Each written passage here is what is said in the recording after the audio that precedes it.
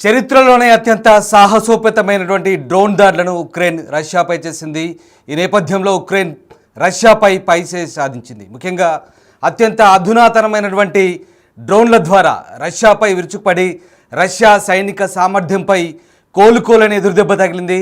మొత్తం మీద 41 Russia బాంబర్లను, air ఫైటర్లను, అలాగే రాడార్ విమానాలను ధ్వంసం చేసిన పరిస్థితి కనబడుతోంది. ప్రధానంగా కంట్రోల్ సిగ్నల్ ఆపరేటింగ్లో వినూత్న ప్రయోగం చేయడం ద్వారా ఉక్రెయిన్ పైచేయి సాధించింది. రేడియో ఫ్రీక్వెన్సీ ద్వారా కాకుండా కేబుల్ ద్వారా ఆపరేటింగ్ చేసి ఈ టెక్నాలజీని వినియోగించడం వల్ల తమ డ్రోన్లను ఎలాంటి ఎలక్ట్రానిక్ డివైజులు జామ్ చేసేందుకు అవకాశం ఉండకుండా ఉక్రెయిన్ జాగ్రత్త పడ్డట్టుగా కనబడుతోంది. ఈ టెక్నాలజీని ఉక్రెయిన్ కంటే ముందే రష్యా అందుబాటులోకి తెచ్చింది, కానీ రష్యా కంటే ముందే వాడి ఉక్రెయిన్ పైచేయి సాధించినట్టుగా కనబడుతోంది. గంటకు 60 కిలోమీటర్ల ఎత్తు ఎగిరే కెపాసిటీ కలిగిన పవర్ఫుల్ డ్రోన్లు ఈ టెక్నాలజీ అందిపుచ్చుకోవడంలో రష్యా కంటే ముందంజలో ఉన్నట్టుగా ఉక్రెయిన్ మనకు కనిపిస్తూ ఉంది. మీరు చూస్తున్న దృశ్యాలు ఉక్రెయిన్ రష్యాపై చేసినటువంటి డ్రోన్ దాడులకు సంబంధించినటువంటి దృశ్యాలవి. చాలా వ్యూహాత్మక దాడిలో భాగంగా రష్యా భూభాగంలోకి చొచ్చుకెళ్ళి మరి ఉక్రెయిన్ ఈ భారీ దాడులు నిర్వహించింది. ఈ దాడుల్లో Tu-95MS అలాగే Tu-20T వంటి వ్యూహాత్మక బాంబర్లతో పాటు A-50 రాడార్ విమానాలు కూడా పూర్తిగా ధ్వంసమైన పరిస్థితి. తమ దాడిలో రష్యాకు చెందిన మొత్తం 41 విమానాలు ధ్వంసం చేసినట్లుగా ఉక్రెయిన్ సెక్యూరిటీ సర్వీస్ చెప్తోంది. ఈ దాడిని రష్యా కూడా ధృవీకరిస్తోంది. రక్షణ మంత్రిత్వ శాఖ ప్రకారం ముర్మాన్స్, ఇర్కుట్స్ అలాగే ఇవానోవో, రెజాన్, అమూర్ ప్రాంతాల్లోని వైమానిక స్థావరాలు టార్గెట్ అయ్యాయి. అలాగే ఇవానోవో, రెజాన్, అమూర్ ప్రాంతాల్లోని దాడులను తిప్పికొట్టినట్టుగా ఇటు మాస్కో చెప్తోంది. కొన్ని విమానాలు అగ్నికి ఆహుతైనట్టుగా మిగతా వాటిని రక్షించినట్టుగా రష్యా చెప్తోంది. ఈ నేపథ్యంలోనే ఇక ఈ దాడికి సంబంధించి కొన్ని కీలక అంశాలు వెలుగు చూస్తున్నాయి. దాదాపు 18 నెలల కిందటే ఉక్రెయిన్ ఈ దాడులకు స్కెచ్ వేసినట్టుగా చెప్తున్నారు. దీనికి సంబంధించినటువంటి ప్రణాళికలు కూడా 18 నెలల కిందటి రూపొందించినట్టుగా ఉక్రెయిన్ అధ్యక్షుడు జెలెన్స్కీ వెల్లడిస్తున్న పరిస్థితి కనబడుతోంది. బిగ్ టీవీ డిజిటల్ ఎక్స్క్లూజివ్లో చూస్తున్న మీరు ఆ దృశ్యాలు ఉక్రెయిన్ రష్యాపై చేసిన డ్రోన్ దాడులకు సంబంధించినటువంటి కీలక దృశ్యాలు చూస్తున్న దాదాపు 117 డ్రోన్లతో ఉక్రెయిన్ విరుచుకుపడింది. విజయవంతంగా ఈ దాడిని పూర్తి చేయగలిగింది. ఇక ఇందులో దాదాపు వ్యూహాత్మక క్రూయిజ్ మిసైల్స్ క్యారియర్లో 34% రష్యన్ ఎయిర్ సిస్టమ్ని డ్యామేజ్ చేసినట్టుగా ఉక్రెయిన్ చెప్పుకొస్తుంది. ప్రధానంగా డ్రోన్లు ముందే రష్యా లోపలికి అక్రమంగా తరలించారు. ఇక ట్రక్కుల్లో ఏర్పాటు చేసిన చెక్కపెట్టెలో వీటిని దాచిపెట్టినట్టుగా చెప్తున్నారు.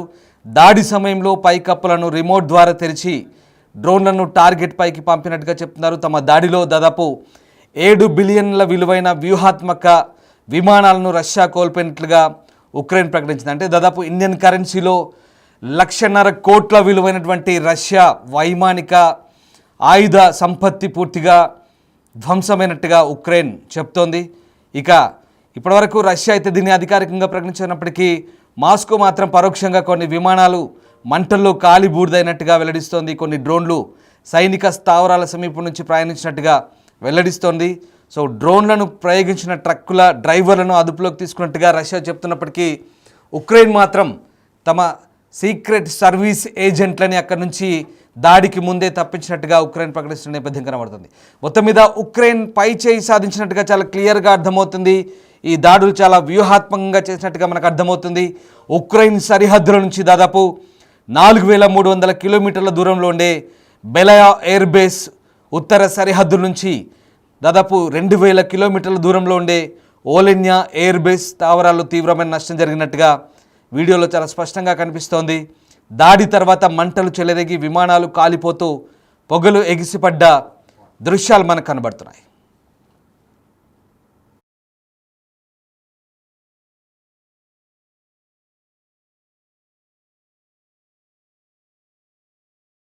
Bam.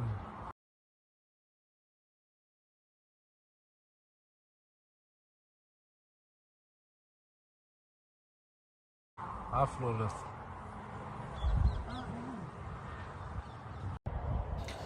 ఫిబ్రవరి 2022లో ప్రారంభమైన రష్యా ఉక్రెయిన్ యుద్ధం ఇప్పుడు 3 ఏళ్లకు చేరుకుంది. ఈ 3 ఏళ్ల యుద్ధంలో ఉక్రెయిన్ కీలక దశలోకి అడుగుపెట్టిన సమయంలోనే ఈ దాడి చోటు చేసుకుంది.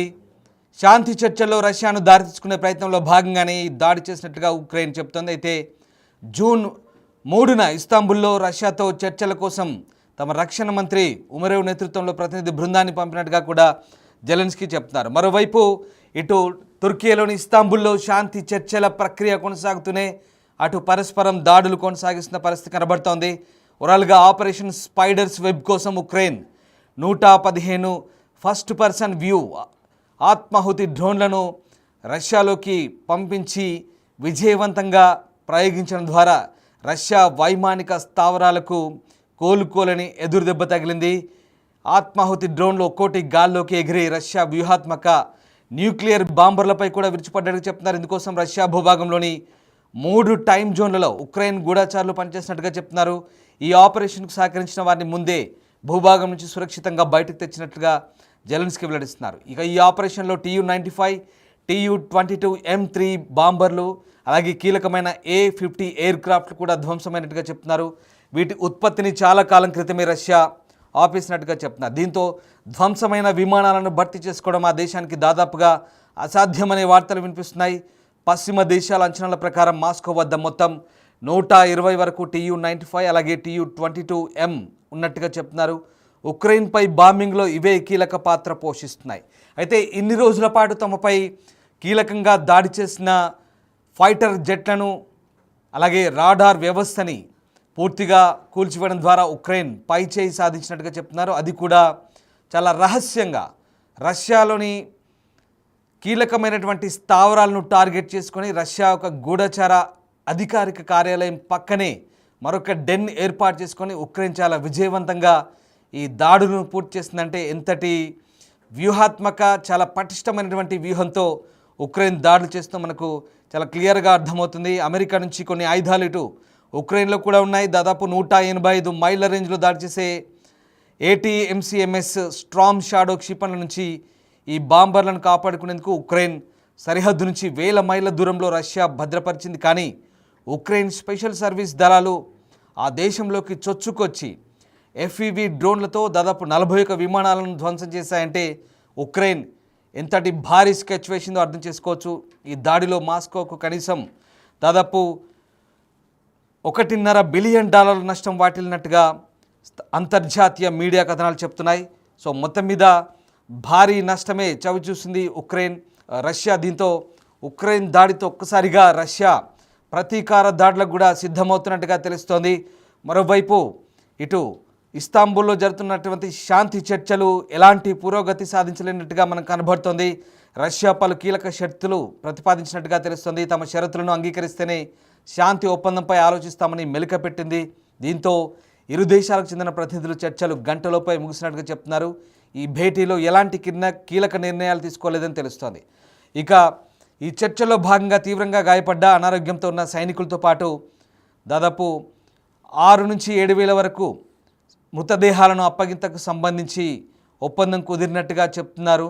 అయితే షరతులు లేని కాల్పుల విరమణను రష్యా తిరస్కరించినట్టుగా తెలుస్తోంది. ఓవరాల్గా ఉక్రెయిన్లోని మరిన్ని భూభాగాలను తమకు అప్పగించాలంటూ రష్యా షరతు పెట్టింది. అలాగే సైన్యం పరిమాణంపై పరిమితులు విధించుకోవాలని, క్రిమియాతో పాటు మరిన్ని ప్రాంతాలను రష్యా భూభాగంలో కలిపేయాలని, అలాగే ఉక్రెయిన్ ఏ సైనిక కూటంలో చేరకూడదంటూ రష్యన్ అధికార భాషగా గుర్తించమంటూ రష్యాపై అంతర్జాతీయ ఆంక్షలు ఎత్తివేయాలంటూ ఇలా రకరకాలైనటువంటి డిమాండ్లతో ప్రస్తుతం రష్యా ఉక్రెయిన్పై శాంతి చర్చల ప్రక్రియకు సంబంధించినటువంటి అంశాలను ముందుకు తీసుకొచ్చినట్టు తెలుస్తుంది. దీంతో ప్రస్తుతం చర్చల ప్రక్రియ ప్రతిష్టంభన కొనసాగి ఎటూ తేలినట్టుగా తెలుస్తోంది.